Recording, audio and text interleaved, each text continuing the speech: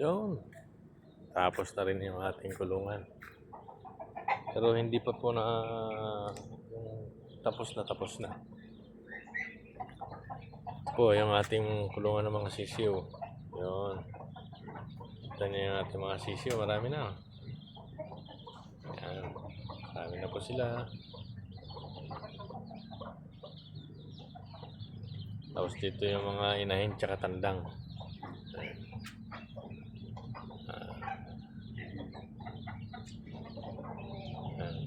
Kagulo-gulo na. Hindi na sana naikulong eh.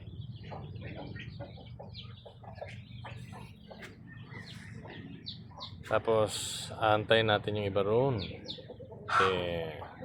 Puhulihin po natin.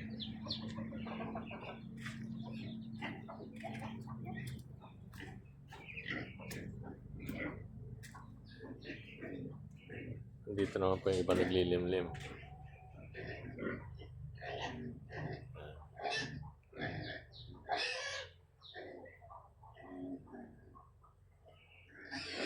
Dalawa. So, antayin natin magpapisa rin po yan. Tapos lipat natin yung mga sisiw nila doon sa ating kulungan ng mga sisiw.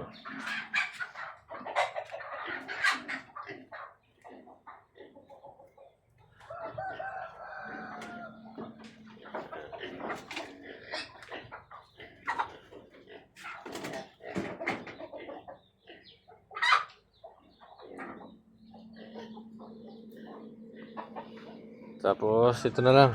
Tapusin natin tong chicken feeder. Tapos tong water trough. Lagyan po natin ng solvent.